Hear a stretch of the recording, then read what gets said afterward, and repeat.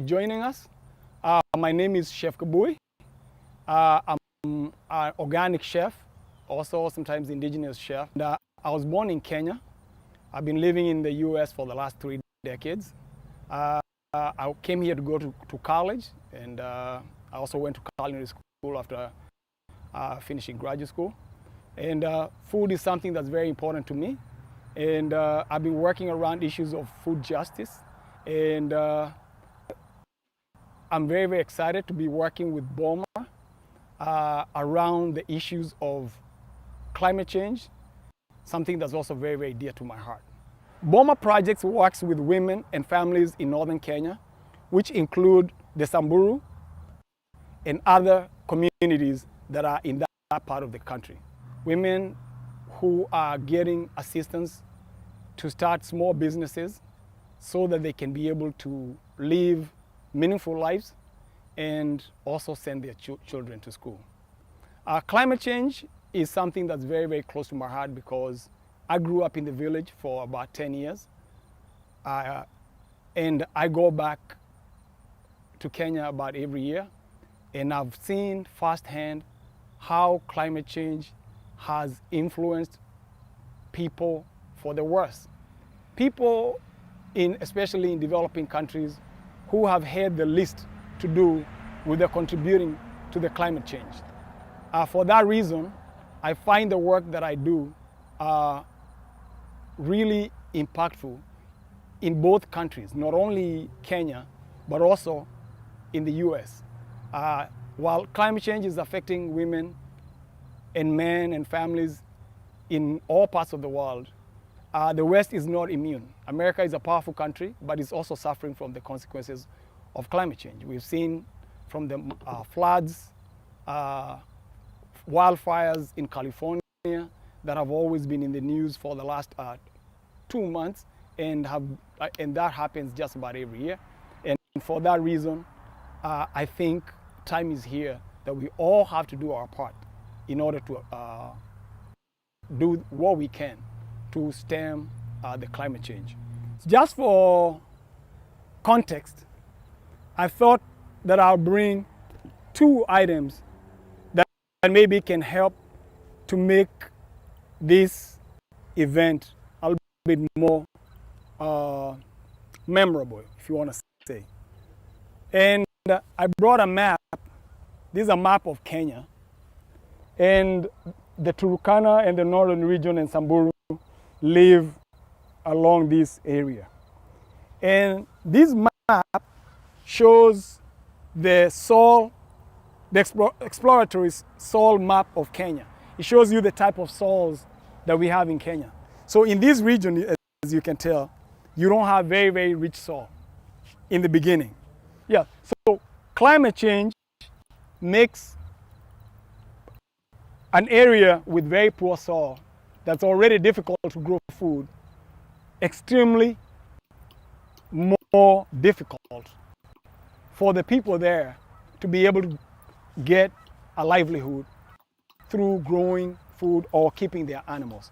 And that's why climate change is such a serious issue.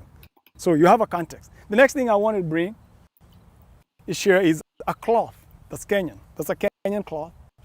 And this is what I consider to be the chef coat for my family and people from my region.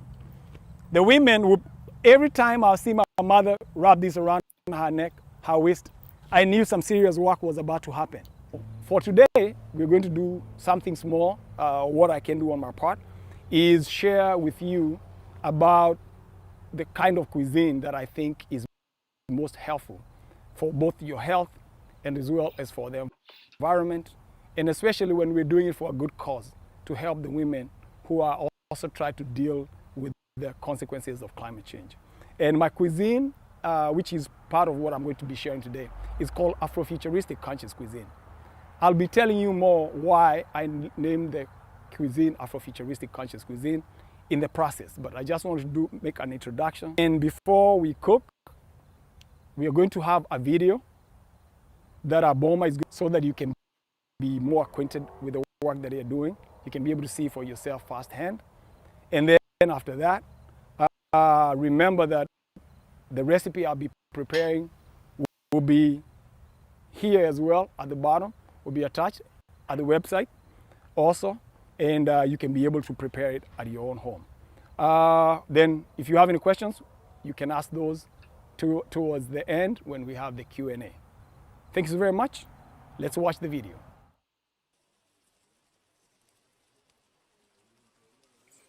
Ilskiyaalee fagootaa achi gujjira kajirkaan ammoo bisa cufanii waltiin dhiyaatu armaan durallee netwaakillee hin jirtu. Is your visual working? Or has it stopped? Edmiin natti faan sila waan dansa feeqatu waan dansa haan hin qabne ana akka malee wanni sun faan akka malee qalbitii sun buute an turra dhagaye. Garii ka hojja waan wayii bitatti faan qabne akka malee meeshaan durii gaaf boommaan hin jirkaan dukoolee deeni nyaanna deeni taalee nurra hidhanii baadha deeni taa nurra hidhan kaan gaddeemina akkasutti ta'e guyyaa deeni argan haan baafne guyyaa kaaniin ammoo beesa kaashin qabdu deeni namni si hin jiru meeshaan akka nu heeku amma hojja deeni nurra hidhan kaa fulaa nyaataniif hin jirtu guyyaa garii agwa bulane sila مثلا maishaan gaafas maishaan akka malee ngumu ni boommaan na barsiifte akka malee gorsinaa hennite deeni nyaadhaa ammoo baafadhaa akka waan keessanii qabadha nuun jette boommaan ammoo unni cuftii galata waaqaati waan hedduu garboommaa kana akka malee garboommaa kana irra gammada. Amma akka malee irra boommaan akka malee wana barsiiftee haa ofii masooma laqaachuu baadhu marraa argadhee yoo durii boomnaayyuu waan ijoolleetti soomtu faayyuu seenee ammoo hojii boommaan dhuftee naani ilmaan herreegaan irra guyyuu is soomte hojii argatte wal qarqaarte haa wal qarqaartaan amma nalleen akka malee irra gammadaayyuu maashii sun duratti argaayyuu gaaf durii boommaan hin jirre ammoo hojii inni sullee mataallee hin jirtuyyuu. Ijoollee isi soofisee bakka mana hojjetee miishoo qabaatti isi miishoon naabaas fedha. Yaadassa qabaaf intaltii yaadeen qabu isi soomtee oskuura obbaaftee gaddeebitee na qarqaartee ofillee qarqaartu fedha. Irree waan boommaan naa hin kanaan isi soomtee duratti hin deemte kabisaa isi maashii dassa heetteettu akka malee fedha. Malee galateeffadha galatooma. All right, so we are going to share the ingredients that we are going to use for this recipe. But before I do that, it's important that I tell you the rationale that I use to come up with all the recipes, this being just one of them, and I hope that we'll share more in the future. Afrofuturistic conscious cuisine is a cuisine that is designed to address the current and the future issues that we as humans face in light of climate change. Afrofuturistic means African inspired. Futuristic is the full intent to be here or healthy or move into the future in a conscious way, knowing that their footprint and impact on what they experience now. So climate change is not a problem that's going to happen in the future. It will happen in the future, but it's also affecting us now. We know all about the floods, the wildfires that are ravaging different places. We know about the extreme weather, high temperatures, erratic weather conditions where farmers who depend on rain are suffering huge losses because the rains are very erratic. They are not predictable, so they don't come up in time. And that is the rationale behind Afrofuturistic conscious cuisine. So it's a mindful eating. We are being mindful of ourselves, we are being mindful of others, we are being mindful of the environment. We are being mindful of others because by eating healthy, you are keeping toxic chemicals out of the system that damages the bees, other insects, the environment, other animals, as well as the water. You know, a lot of the chemicals that we use to grow food that are toxic, they also intoxicate the water, and eventually they intoxicate us. So that's the rationale behind Afrofuturistic conscious cuisine, and I'll be talking more and more about different aspects of the cuisine, but that's just a general overview. So for the interest of time, we're going to look at the ingredients that we have, and I'll bring, and then we can proceed to the next thing. The first ingredient, which is the one I'm most excited about, is an ingredient that is very, very commonly used, is very, very sustainably grown in Kenya. And interestingly enough, it's grown here too. So this is one of the ingredients that was very, very familiar to me when I moved here to the States.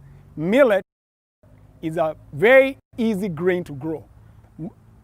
It's one that's grown without being genetically modified, and it does a lot of nutrients to grow. It grows on all types of soils. And it's very easy to grow, it's very easy to use, and it's very easy to digest. I've only put a purple basil on it, but it's yellow. I thought it would be important for me to show you how the millet looks like before it's cooked, so that if you decide to go buy it, then you won't be too confused about it. You can very easily recognize it, okay? So that's the millet, that's how it looks, okay? And it's hulled. So if you're in Africa and other parts of the world, it looks gray when it has the husk on it before it's dehulled. But once you dehull it, it looks yellow. You measure 1 cup of millet with 2 cups of water. You bring the water to a boil, put the millet in, turn the fire to low medium, and then wait for about 15 to 20 minutes, depending on whether you're using gas or you're using electricity for your cooking. You know the millet is done when all the water is gone. You'll know when all the water is gone. It's very easy to tell. You start whispering. In fact, that's why I say food talks to you. Even if you're blind, a lot of things you can cook. When all the water is gone, the millet sounds like it's hissing, you know, like it's asking for water. That's one way. The second way is to stick something like a fork through it or a knife through it. And when you pull it out, you can see that it looks muddy. If it does, or liquidy on the side, then you know the millet is done. So the next ingredient we're going to look at is mung beans. Mung beans is a type of legume that the Kenyans use quite often. It's very, very commonly grown in Kenya. And a few of these ingredients, this being the first one, is an influence of our interaction with Indians. The West got a lot of spices from India. That's how Columbus got here. So that's another thing to know, that even the basis of this country was the search of spices in their bid of the Spanish to improve their cuisine. So here is another benefit that we gained from interacting with the Indians who came to Kenya to build the railway, by the way. So they brought the mung beans, and what will you do with them? You soak them overnight. This is a very important, sustainable practice that Afrofuturistic conscious cuisine implements. I try to find ways of cooking with the least amount of energy. When I soak the mung beans overnight, I can cook these beans in less than 7 minutes. I can cook these mung beans in less than 10 minutes. If they are soaked and I bring the water to a boil, it takes about 5 minutes and the mung beans are done. I just set them to the side with the water, give them another 10 minutes, or 5 or 10 minutes, and then pour the water out. And have one, very easy, beans that are easy to digest, and also very, very nutritious, and also use very limited amount of energy, instead of the traditional method where I would put the mung beans and cook them for about 20 minutes, 30 minutes. That's a lot of extra energy we don't need to use. The next ingredient we are going to look at is acorn squash. Acorn squash is a fall season. I also cook in season. You know, Afrofuturistic conscious cuisine uses ingredients that are in season. So one of the things that we have in the region where I am in the fall is squash. Squash are very abundant in the fall. Pumpkin squash. In fact, we are heading towards Halloween, and that's why the sign of Halloween, at least one of it, is a pumpkin. So anyway, so this is a squash, and you can replace this with any pumpkin. I grew up using pumpkins, and pumpkins was something that was almost like an after crop. Whenever we grow the first crop, my mother will throw pumpkin seeds so that when we harvest the first crop, the pumpkins will cover the land. Instead of weeding, we'll have pumpkins. So it was also a style of permaculture. It's a way of controlling weeds, but also bringing some benefit. So it's a very sustainable way of farming. So that's diced acorn squash. The next ingredient that we have is shredded beets. Shredded beets are just purple beet, that's all, right? And these grow very well. They are easy to grow. They're also very nutritious. I typically first concentrate on preparing food that's sustainable first. If you eat food that's sustainably grown, a variety of it, and know the right foods to eat, then you don't have to worry about too much about nutrition. Sometimes nutrition can be oversold. You know, oh, this has vitamin C, okay? But if you eat as though you're not if you're as a healthy person, that's the easiest way I find to enjoy food. So enjoy good foods, enjoy a variety of it, and that's why I included beets. And it's also nice colors, so it makes the food look good. So it's something good looking, but also has good nutrients. The next ingredient we're going to look at is rutabaga. Rutabaga is something that grows on the ground, just like beets. So I have two things here, including onions and garlic, that are root vegetables. So the next root vegetable I wanted to use for this recipe is rutabaga. Rutabaga is very easy to grow. It's very, very sumptuous.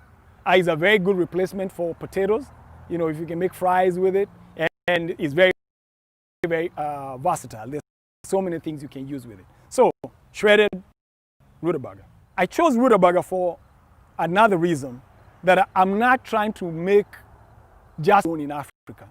Because of this fusion of African, South, and Kenyan experience, I try to use ingredients in balance. I have here some of the ingredients that I had in Kenya to come up with the best synthesis of sort, to use something that's also American. You know, we're not trying to replicate just one food, because the people in Kenya ate that food or grew the kind of food they grew because that's what they had there. My grandmother grew sweet potatoes because that's all she had. You know, if she had rutabaga, my mother and my parents were very, very eclectic eaters. You know, so they were always trying to improve the food. So one of the ways I talk about decolonizing the food is being free in the way we think about food and having a focus. Not to eat the food that was eaten in the past, but to eat the food that will make me healthy and that's also good for the future. Okay, so that's why I included rutabaga for sure. So the next ingredient that we have is purple onion, and I mix it with chives. Right? When you're cooking sustainably, you don't have to use ingredients like it's law. It's not the law, right? Recipes, even this recipe that I share, is just a general guidance. If you like something that's hot, just add more pepper. In fact, you'll notice that in the recipe. I say flavor according to your taste. Okay, so you're not cooking for me, you're not cooking for yourselves. And the most important person to please is yourself. So cook in the way that is most pleasing to you. So for me, I do have purple onion. I love chives. They're also in season because we're in the fall, and that's why I included them as a way of also teaching that recipes don't have to be stacked the way you want. Okay, so those are the onions. The next ingredient that I want to share here is the first herb that my mother used when I was growing up.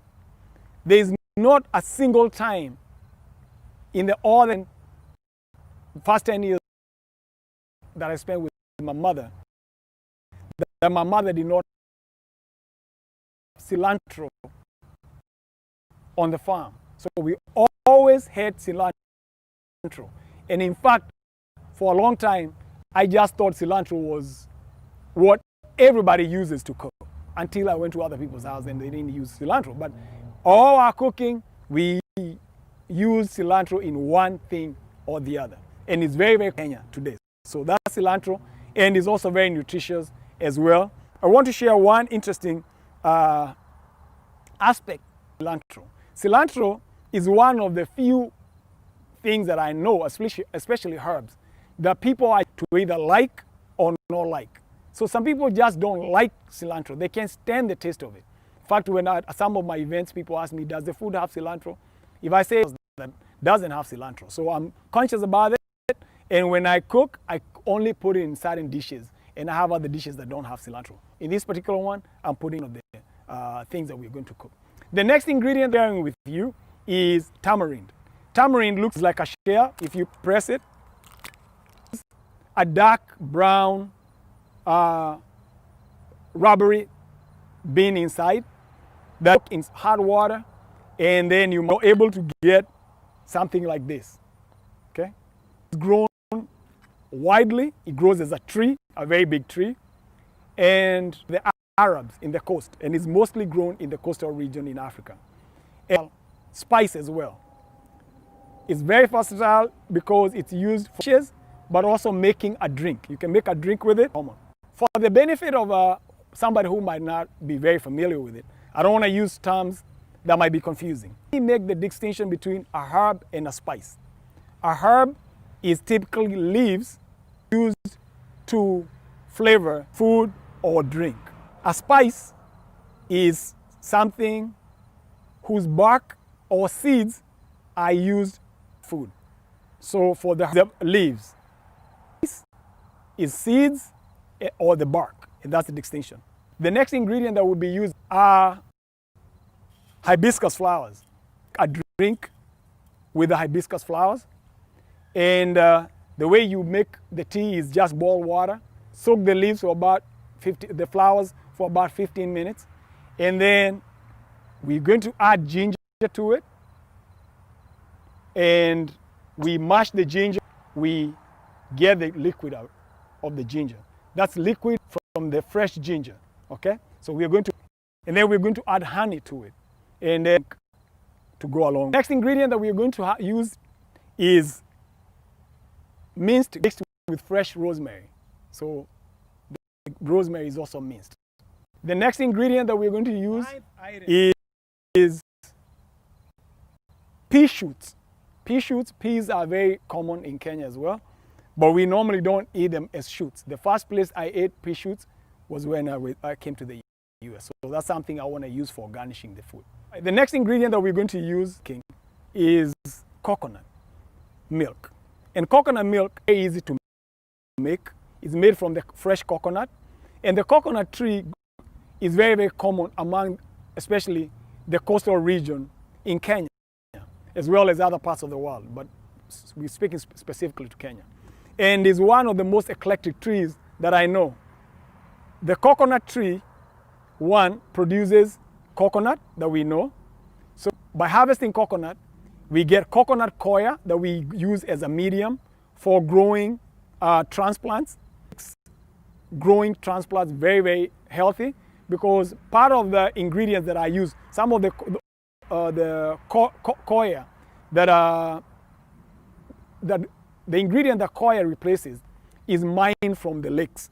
So by not mining from the lakes, we keep our sea life more healthier. So coconut produces coir for our transplants. Then the shell bolls. Then the coconut is eaten just as a coconut, as a snack. To eat a dried snack. You can dry it and use it for 3 years. It produces coconut milk. It produces coconut wine, which is very easy to make. All you do is cut a young coconut that attaches the tree to the fruit, and then you put a container right next to the tip, and it only takes 1 day. Once it drips, the next day it's fermented enough, and people drink it as wine itself. has leaves that are used for roofing. Then the tree itself produces great wood that has for making furniture. And a coconut can last for 70 years. So it's a very, very sustainable product to use. And there is one coconut tree for every, more than one coconut tree for every living person. So coconuts are in plenty. So if you want to drink milk, have your glass of coconut. So we will be using coconut milk. And it's not very difficult to make. Maybe one of these classes we can make fresh coconut, through the whole process of making coconut. I have Harissa, which is a Moroccan spice that I use whenever I'm doing my African cooking. The next one is cloves, which is known in the East African region. Then we have cumin, which is a very common spice for my cooking. We have nutmeg. Nutmeg, very interesting spice. The other name for nutmeg is it's considered the most blood-soaked spice in the world. Of all the other spices, no spice was fought over between the Dutch, the Arabs, and the other Europeans for them to get control of what is called the Spice Island. They call it Spice Island because of nutmeg, all right? So nutmeg is very important, and I have much respect every time I use nutmeg, and I use curry. The other spice I don't have here that I use quite often in my African cooking is berbere. Berbere, that's another Moroccan spice. So I think we have salt. I don't need to introduce that. You know, it's sea salt. I'm using Manuka honey. Manuka honey it comes from Australia, comes from one plant, just one plant called Manuka. And that's what we're going to use to sweeten our drink today. We've fired our burners and we are ready to cook. So the first thing that you'll notice about my cooking is I don't fire the oil. I only use liquid.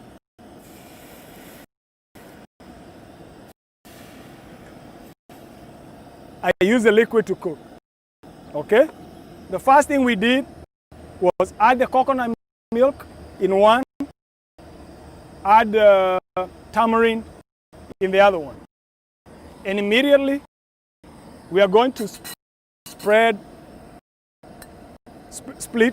just a little garlic in there, and a rosemary, and the same thing on the next one.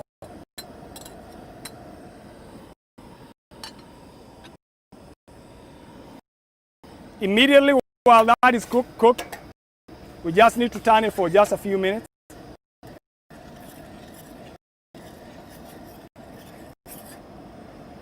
And then split the onions. And then onion on this side. Notice that the base is very, very similar. And it just depends on the flavor that we want, okay?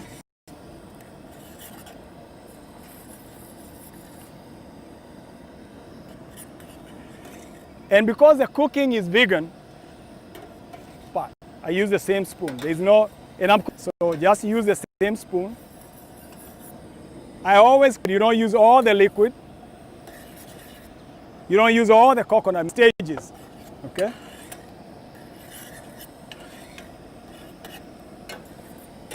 So it takes about 1 or 2 minutes. What we are doing, we are creating the foundation of our dish. How well you do in the beginning determines a lot how the end product will come out. So you want to, just like a house, you want a good foundation. So you want to work on the flavors and get the flavors just right, okay? So the onions and the garlic and the rosemary are cooked.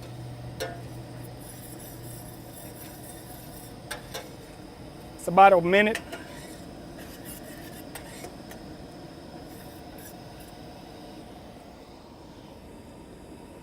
Then is the squash. Why do I start with the acorn squash?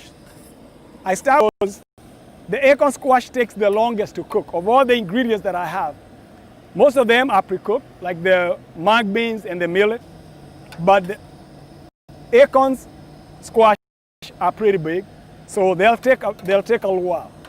Put only part of the liquid in there because I'll have quite a bit of cooking to do, okay? You just don't want it to stick, okay?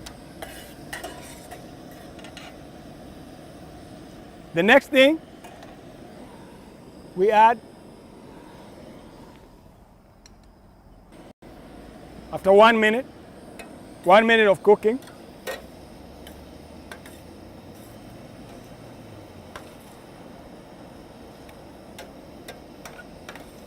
beets. We add the beets.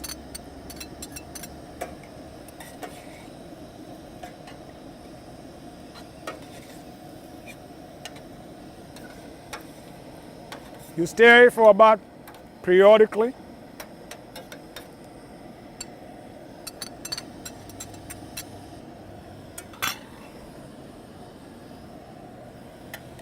So you have in the coconut milk, you have the rutabaga. The rutabaga will not take long, but the goal of the rutabaga is to create a sauce. Ultimately, you want to increase the viscosity because you don't want all the acorn squash to cook down to a paste. So instead, because you want good viscosity, you use shredded rutabaga. Okay.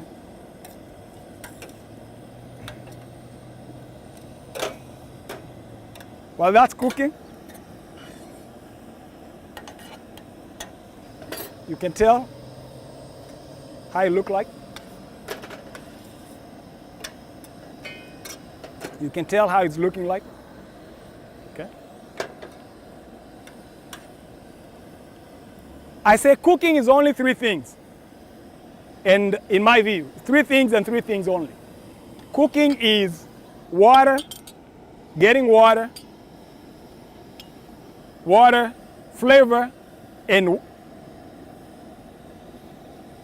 water, flavor, and heat. Those are the things. So you put everything I put in here has either flavor, has water. And the only thing heat is doing is being a catalyst to mix those or to break it down to change its form. So that's all you're doing, okay? So if you look, the water, there's a race between getting the water out of the ingredients that I'm putting and the amount of heat you're applying. So a lot of times when the food starts sticking, but you don't have to put water. You can start with putting salt. Salt is the easiest way to get extra water out of the food that you're cooking, right? And I'll put the measurement so you don't have to worry about guessing how much salt you use. So I'll put the actual measurements of salt, and you can cook according to how much. You can put salt according to your own dietary needs or just to your taste, okay? So we're constantly cooking. If you notice after we added the salt, the food is not sticking nearly as much, okay? So I'll put the last ingredients of the tamarind. Stir that. Stir that.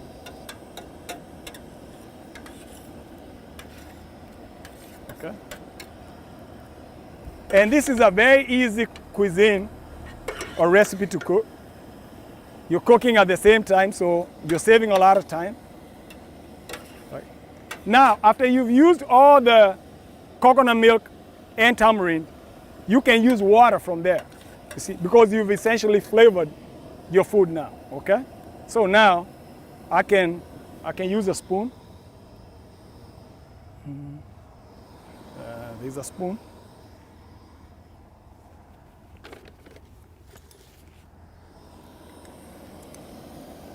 All right.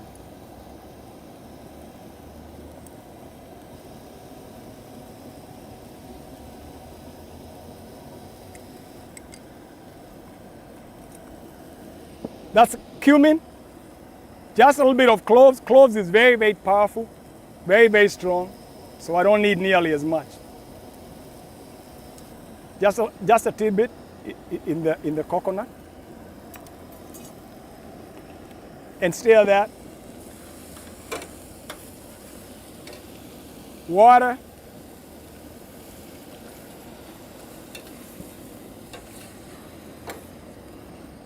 Okay.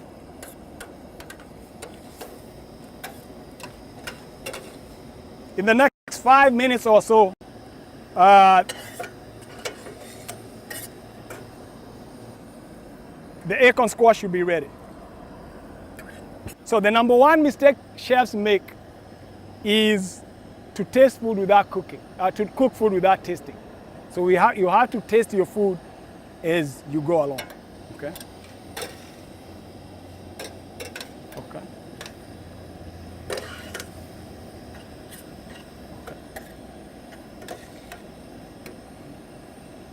Okay. So I think you can press hard. You can press. I can tell the acorn squash is done. So maybe 1 more minute just to make sure that sometimes you have bigger pieces. Some pieces are bigger than others. So an extra minute will not hurt. While that is cooking, I'm going to use some cilantro in there.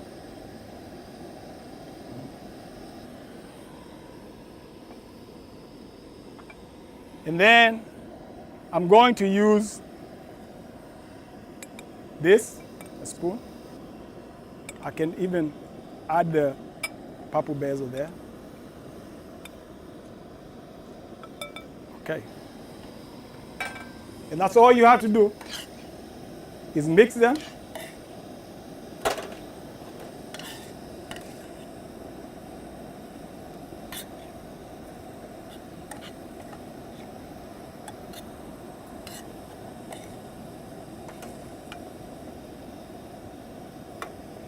And take 1 minute.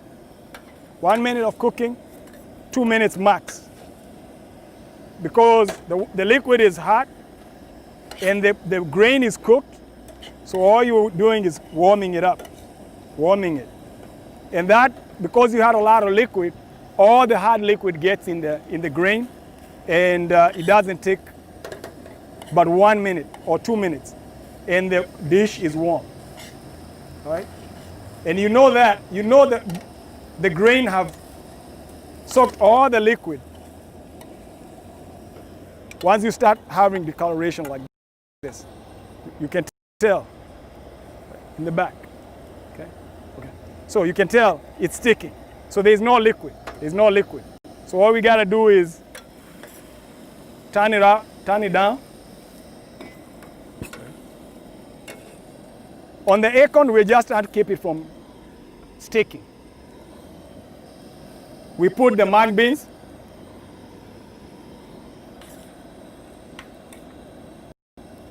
You stir it.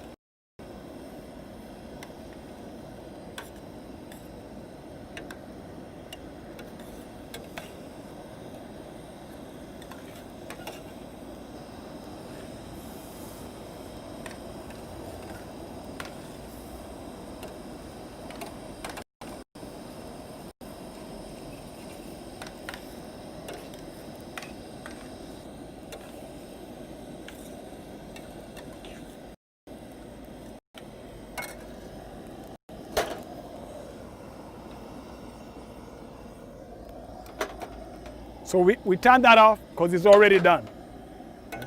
And all you gotta do is turn it, you see, sticking.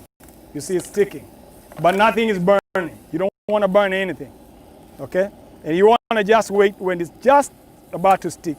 And that tells you all the water is gone and the food is ready. So you can cover it. If you want us to serve it right away, we can cover it and it will still be hot, okay?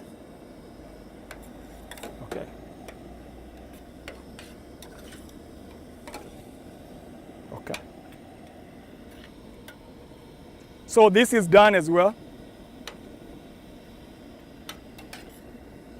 So as you can tell, it's a dish that takes very, very short time to cook. All right. 2 ways you can serve it. If some people like food with a lot of soup, some people like it dry. So we are going to serve it both ways. Okay.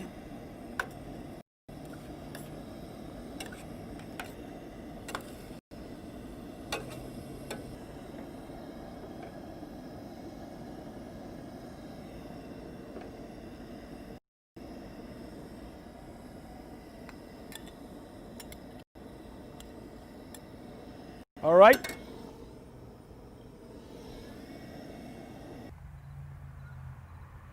That's a very easy recipe to make. It's very nutritious, and I find it to be quite tasty. So you're enjoying good food without causing any damage to the environment or to your health. Okay, so that's one way we can make it. I have a wonderful plate here. This plate that was made by my friend right here in North Carolina. Is a plate that was being made with clay and put in a kiln. So I love this plate. So if I was cooking for a guest, then as part of a fine dining dish, this is what I would do. You can use a glass like this.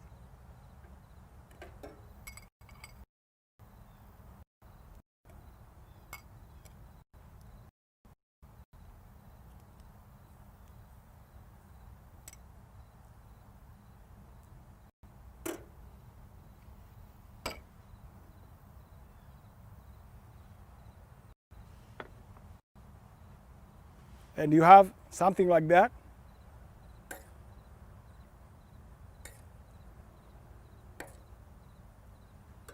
Then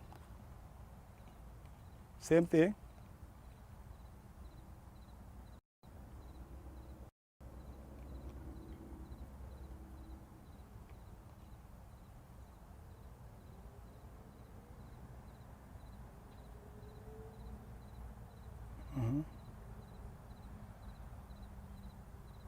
All right. So that's simple dish, simple way that we showed, or you can share, and it's a nice, healthy dish. Now, we haven't forgotten, if you want to use oil, you will use oil at the end. Okay. Okay. Or once you start cooking, you put the oil in there. Okay.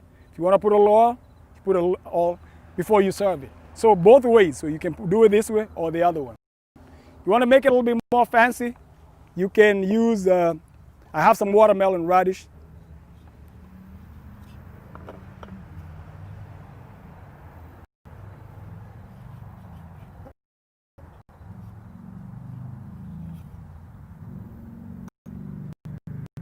So watermelon radish, okay?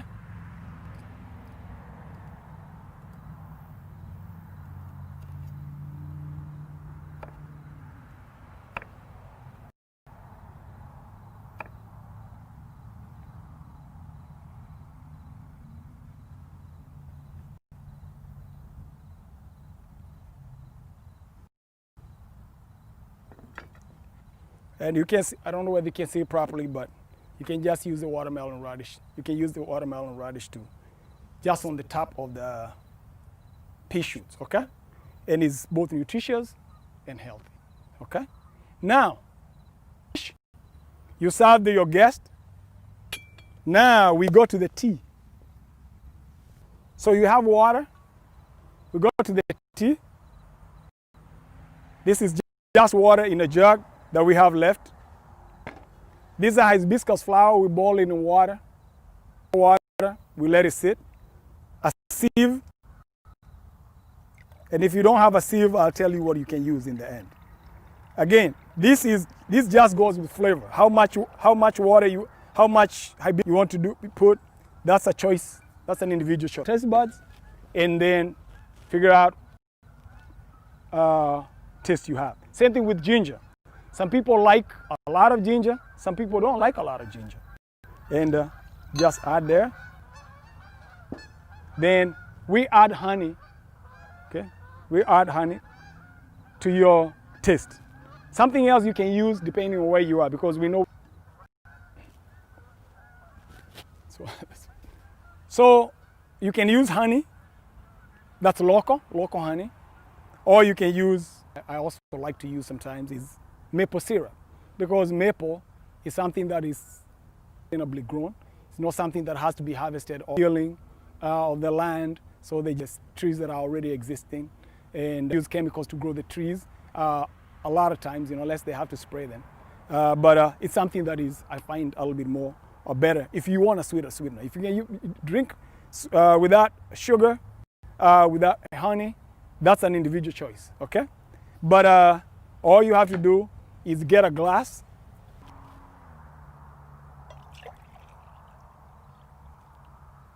and you serve it. And therefore, you have the dish. It has dropped, but you have the dish and you have the drink.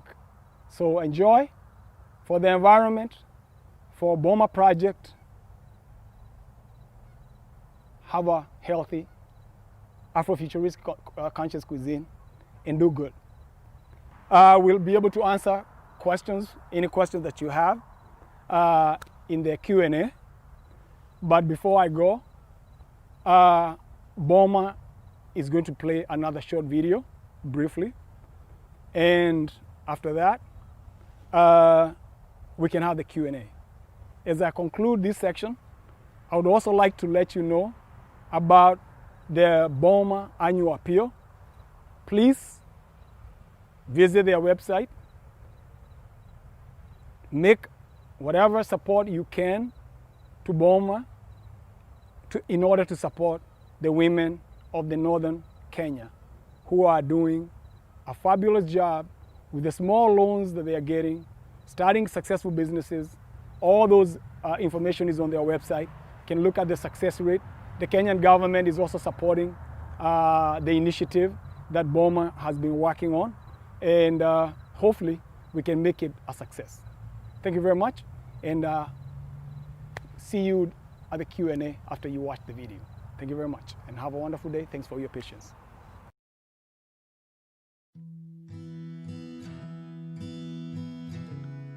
Anche Jeniganno. Kanyahe Ayla. Ega jartin Bulma argat dasa. Maisan karalse. Tore nuakna maske nanan. Then biyalan do watan. Ayo geram to pagago ya. Shaile mudolle baga. Agora vamos marcar